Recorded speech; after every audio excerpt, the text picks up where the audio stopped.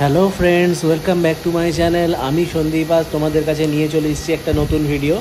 প্রথমে ভিডিওটা শুরুতেই তোমরা দেখেই বুঝতে পারছো যে এটা একটা চাকা সারানো হচ্ছে, মানে চাকা ঠিক বলা যায় না, এটা টায়ার সারানো হচ্ছে। আমার বলাটা ভুল হয়েছে, টায়ার সারানো হচ্ছে। টায়ারটা কী সমস্যা হয়েছে সেটা তোমাদেরকে আগে জানিয়ে দিই।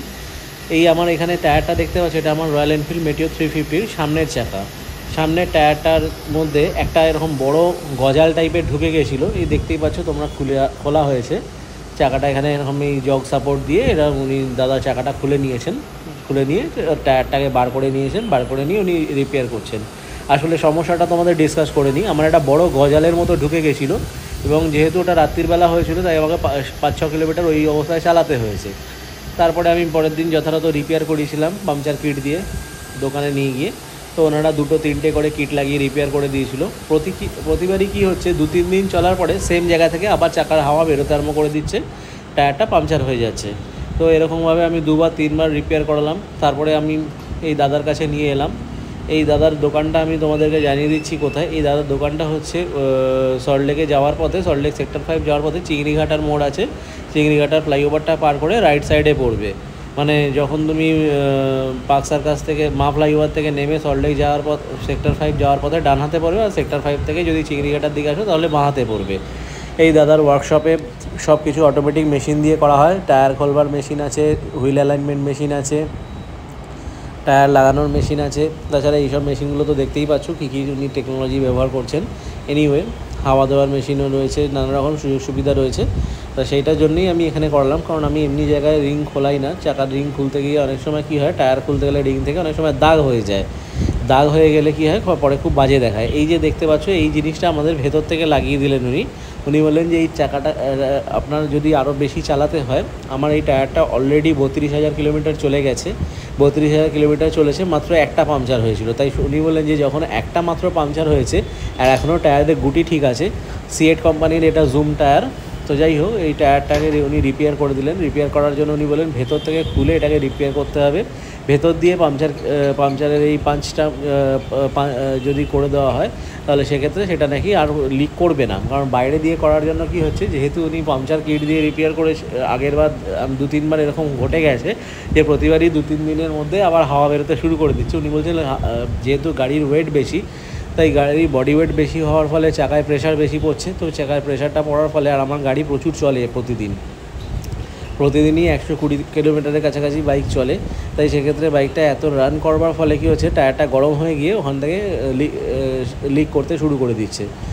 তো সেই লিকটাকে যাতে পার্মানেন্টলি বন্ধ করা যায়, এবং রোজের এই হাওয়া পড়ে যাওয়ার ব্যাপারটা যেটা সমস্যা হচ্ছে, সেটা খুব সমস্যা হয়। প্রত্যেকেই বোঝো যে সকালবেলা ঘুম থেকে উঠে কাজে বেরোনোর সময় যখন কেউ দেখে যে অফিস যাওয়ার ঠিক মুহূর্তে যে চাকায় হাওয়া নেই, তখন সত্যিই মাথাটা খুব বিগড়ে যায়। যাই হোক, আমার অল্টার বাইক আছে তাই আমার অসুবিধা হয় না। আমি এরকম অবস্থা দেখলে আমি তখন অন্য বাইক নিয়ে বেরিয়ে যাই। আমার একটা পালসার 150 আছে, কিন্তু সেটা তো কোনো সলিউশন নয়, তাই সমাধানটা পার্মানেন্টলি করতে হবে। তাই সেক্ষেত্রে আমি এটা কী করলাম, এটা তোমরা দেখতে পাচ্ছ, ভেতর দিয়ে উনি যে একটা গোল কিট দিয়ে করে দিয়েছেন পাংচার কিট দিয়ে, ওটা ভেতর দিয়ে তালি মারতে হয়েছে। তার জন্য কী করতে হয়েছে তোমরা শুরু থেকে দেখলে, যে টায়ারটাকে খুলে নিয়ে প্রথমে মেশিন দিয়ে উনি ঘষে নিলেন, ঘষে নিয়ে তারপরে যাতে এখানে কোনো প্রবলেম না হয় সেই জন্য ওটাকে ওই ভালো করে ঘষে নিয়ে তারপরে ওই তাপ্পিটা দিয়ে দিলেন, দিয়ে তারপরে ওটা দিয়ে তারপরে উনি সাইড দিয়ে ফেভিকুইক দিয়ে দিচ্ছেন, আবার ওপর দিয়ে ফেভিকুইক দিয়ে দেবেন, এবং ওপর দিয়ে ফেভিকুইক দেওয়ার পরে ওই যে টায়ারের যে ওই গুঁড়োগুলো রয়েছে, ওই গুঁড়োগুলোকেও উনি ফেললেন না, ইউটিলাইজ করলেন। ওইগুলো দিয়ে তাপ্পিটার ওপর ভালো করে একটা প্রলেপ তৈরি করে দিলেন, যাতে ওখান দিয়ে কোনোভাবেই হাওয়া না লিক করে। হাওয়া লিক করে গেলেই তো সেই একই সমস্যা রয়েই যাচ্ছে, তাহলে তার সারানোর কোনো মানে হয় না। এত কিছু করে মেশিনে চাকা খুলে মেশিনে চাকা লাগিয়ে উনি হাওয়া দিয়ে সব কিছু করে যেইভাবে রিপেয়ার করলেন, মাত্র 250 টাকা চার্জ করেছেন। 250 টাকা চার্জের বিনিময়ে তোমরা প্রত্যেকেই এখানে দেখতে পাচ্ছ যে টায়ারটা আবার নতুন জীবন ফিরে পাচ্ছে। এবং এই টায়ারটা আমি তারপরে চালিয়ে এবং সেই অভিজ্ঞতা থেকেই তোমাদেরকে শেয়ার করছি যে এই চাকাটা যাদের এই সমস্যাগুলো হচ্ছে, যে চাকায় একটা বড় গজাল ঢুকে গেছে বা একটা বড় কিছু পেরেক বা বড় কিছু অনেক সময় হয় রাস্তায় লোহার টুকরো পড়ে থাকে, সেগুলো ঢুকে যায়, সেক্ষেত্রে কী হয়, পাংচার কিট দিয়ে সারিয়ে কোনো উপকার হয় না। একটা সময় বারবার এরকম লিক হতে হতে নিজেরই মনে একটা ধিক্কার চলে আসে, মনে হয় যেন টায়ারটা এবার টায়ারটা ফেলে দিয়ে নতুন টায়ার লাগাই, সমস্যার সমাধান করি। বা অনেক সময় টায়ারের দোকানদাররা কী করে, বলে যে এখানে আপনি টায়ারের মধ্যে টিউব লাগিয়ে দিন, টিউব লাগিয়ে দিলেও সেই সমস্যাটা সমাধান হয়ে যাবে। কিন্তু টিউব লাগালে কী হয়, টিউব লাগালে তার মানে টিউবলেস টায়ার রইলো না, সেটা তখন টিউব টায়ার হয়ে গেল, সেটা আরেক ধরনের সমস্যা হয়। সেটা কী হয়, যখনই আপনার রাস্তাঘাটে পাংচার হয়ে যাবে সঙ্গে সঙ্গে চাকা বসে যাবে, সেক্ষেত্রে এই সমস্যাটা হয়। তো সেই সমস্যাটার জন্য যাতে না আর ফেস করতে হয়, সেই জন্যই আমি টিউবলেস রাখার উদ্দেশ্যেই এই ব্যবস্থাটা করলাম। এই যে তোমরা দেখতে পাচ্ছ, উনি টায়ারের গুঁড়োগুলো ফেভিকুইক দিয়ে ওখানে পেস্ট করে দিচ্ছেন, যাতে আর এই ওখান দিয়ে কোনোভাবেই লিকেজ না হয়। যাই হোক, তো ওনার হাতের কাজ খুব পরিষ্কার, আমার তো পছন্দ হয়েছে। সবচেয়ে বড় কথা হচ্ছে যে যেহেতু মেশিনে খোলা পড়ার সিস্টেমটা এখানে আছে, তাই আমাকে এখানে আর টায়ার মানে খোলানো পড়ানোর চিন্তা করতে হয়নি। যাতে রিংয়ে দাগ না লাগে, আমার সেদিকে নজর সবসময় থাকে, কারণ রিংয়ে দাগ হয়ে গেলে না নতুন গাড়িতে খুব বিচ্ছিরি রকমের একটা মানে ফিলিংস হয়, দেখতে খুব বাজে লাগে। তাই আমি রিংয়ে দাগটা হওয়া যাতে না হয়, সেই জন্য এই ব্যবস্থাগুলো এখান থেকে করালাম। তারপরে এই মাত্র 32,000 কিলোমিটার চলেছে টায়ারটা। 32,000 কিলোমিটার চলার পরে এই সামনের টায়ার তো এক্ষুনি ফেলে দেওয়া যায় না, দেখতেই পাচ্ছ তোমরা, এখনও টায়ারটার কন্ডিশন খুব একটা খারাপ হয়নি। হ্যাঁ, মানছি হয়তো আগের থেকে গুটি কমে গেছে, টায়ারটা একটু পাতলা হয়ে গেছে, টায়ারটা এখন রিপ্লেস করার মতো পজিশন হয়নি। যেহেতু রিপ্লেস করতে হবে না, তাই উনি টায়ারটাকে আমাকে সারিয়ে দিচ্ছেন, এবং সারিয়ে দিয়ে তোমরাও এরকমভাবে নানাভাবে এরকম করিয়ে নিতে পারো। অনেক সময় দোকানদাররা কী হয়, ওইখানে বলে যে আপনার টায়ারের মধ্যে লিকুইড দিতে হবে, কেমিক্যাল দিতে হবে, নানা রকম অনেক রকম প্রস্তাব দেয়। কিন্তু ওই প্রস্তাবগুলো অনেক সময় কী হয়, লিকুইড দিতে গেলে যে লিকুইড কেমিক্যাল যেটা দেওয়া হয়, ওটা রিংয়ে রাস্ট হয়ে যায়। তো রিংয়ে রাস্ট হয়ে গেলে কী হয়, সেটা একটা খারাপ ব্যাপার। পরবর্তীকালে রিংটা যখন ইউজ করবে তখন বুঝতে পারো যে রিংটা জং ধরে যাচ্ছে চারিদিকে। যাই হোক, ওইটা আমি কোনোদিনই করি না, এবং আমি কাউকে করতে সাজেস্টও করি না। আমার বন্ধুবান্ধবদেরও আমি বারণ করি, আমার যারা ফলোয়ার্স আছে তাদেরকেও আমি বারণ করি যে টায়ারে কখনও ঝট করে লিকুইড দেবে না। লিকুইড কেমিক্যাল দিলে কী হয়, রিংটা নষ্ট হয়ে যায়। এই যে চাকাটা খোলার পরে ভেতরটা একবার দেখিয়ে দিচ্ছি, মাঠঘাটের ভেতরটা। এই যে মাঠঘাটের ভেতরে একটা এরকম এখানে এরকম প্লেট দেওয়া থাকে, যেটা দিয়ে আমাদের সকারের সাথে লাগানো থাকে, এবং এখান দিয়ে তোমরা দেখতে পাচ্ছ যে ডিস্ক প্যাড এখনও ভালোই আছে। যাদের এরকম চাকা খুলবে এবং সামনে ডিস্ক আছে বা ব্রেক শু আছে, তাদের এরকম দেখে নেবে যে কোথায় কীরকম কী পরিস্থিতি আছে, তো দেখে নিলে সুবিধা হয়। এবং যেহেতু এটা রয়্যাল এনফিল্ডে ভারী গাড়ি, তাই সামনে একটা এরকমভাবে জগ সিস্টেম করে উনি লাগিয়ে দিয়েছেন। এই যে আমি তোমাদের জায়গাটা লোকেশনটা বোঝানোর জন্য ভালো করে একবার দেখিয়ে দিচ্ছি। ওই দিকে হচ্ছে চিংড়িঘাটা, এবং এই দিকে হচ্ছে সেক্টর 5। আর এখানে একটা ওই যে শোরুমটার নামটাও তোমাদের দেখিয়ে দিলাম। এই শোরুমটাতেই তোমরা আসবে। এই শোরুমটাতে এই যে যেমন এবার চাকা ফিট হচ্ছে মেশিনে, এটা তোমরা দেখে নাও কীরকম সুন্দরভাবে ফিট হচ্ছে, এবং এখানে কোনোভাবেই রিংয়ে দাগ লাগার কোনো সমস্যা হবে না। এই সুবিধাটার জন্যই আমি ওনাকে প্রথমেই এসে জিজ্ঞেস করেছি যে আপনি মেশিনে খোলা পড়া করবেন তো? উনি তখন বললেন হ্যাঁ, আমি মেশিনে খোলা পড়া করবো। তাই আমি রাজি হয়ে গেলাম করাতে। নাহলে পাংচারটা আমার গতকাল হয়েছে, আমি গতকালে না সারিয়ে আমি আজকে সারালাম এই একটা মাত্র কারণে। আমি জাস্ট ওটাকে কাজ চালানোর মতো করে সারিয়ে নিয়ে কাজ চালাচ্ছিলাম। আমি একটা ধারণা ছিল যে এটাকে পড়াতে গেলে বাই চান্স যদি রিংয়ে দাগ হয়ে যায়, তাই জন্য আমি রিংয়ে দাগ না হয় সেই জন্য এই ব্যবস্থাটা করলাম।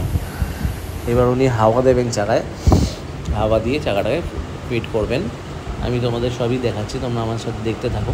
উনি ভ্যালপিনটা লাগাচ্ছেন, ভ্যালপিনটা লাগানোর পরে এবার চাকায় হাওয়া দেবেন। ভ্যালপিনটা ভালো করে টাইট না দিলে কি হয়, পরে ওইখান দিয়েই হাওয়া লিক করে মনে হয় যেন পাংচার রয়ে গেছে। তাই উনি ভালো করে চেক করে নিচ্ছেন, ভ্যালপিনটা লাগিয়ে ভালো করে চেক করে নিয়ে এরপরে হাওয়া দেবেন উনি। দেখতে থাকুন বন্ধুরা কীরকমভাবে কী করছেন। এই আমার ব্যাগ আর হেলমেট পরে রয়েছে মাটিতে। আমি এবার ওনার সাথে সাথে যাচ্ছি, চাকায় কত হাওয়া রাখছেন সেটা দেখে নিচ্ছি।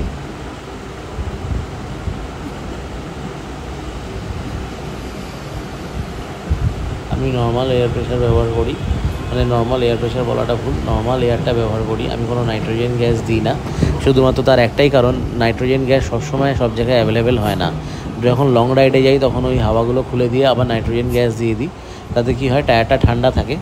এই যে উনি চেক করে দেখে নিচ্ছেন যে আর কোথাও লিকেজ হচ্ছে কি না, মানে যেখানে যেখানে লিক হয়েছিল সেখানটা উনি একবার চেক করে নিচ্ছেন যে লিক হয়েছে কি না।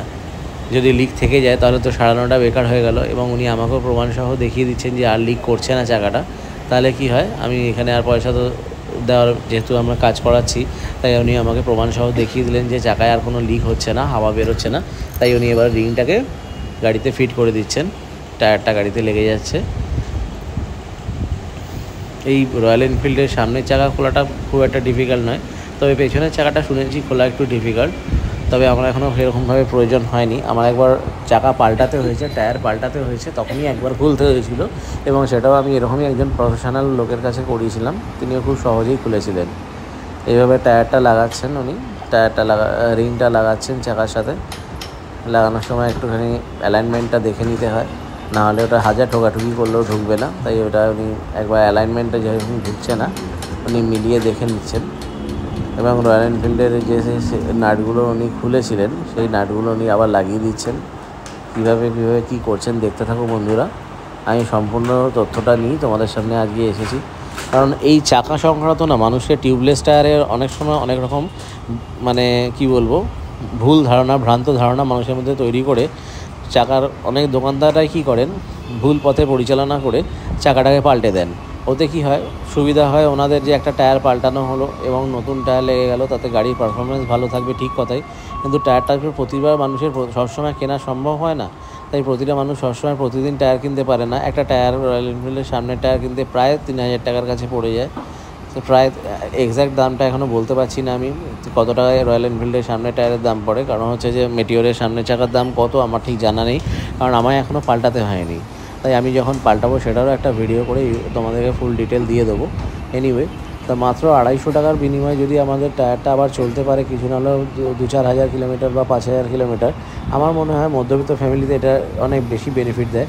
কারণ প্রতিটা মানুষেরই একটা বাজেট থাকে, দুম করে টায়ার খারাপ হয়ে গেছে এবং টায়ার কিনতে গেলে অনেকেরই অসুবিধা হয়। যাই হোক, আমি নর্মাল মধ্যবিত্ত ফ্যামিলি থেকে বিলং করি, তাই আমি বুঝি ব্যাপারটা যে মাসের মধ্যে যখন তখন যদি কেউ হুট করে বলে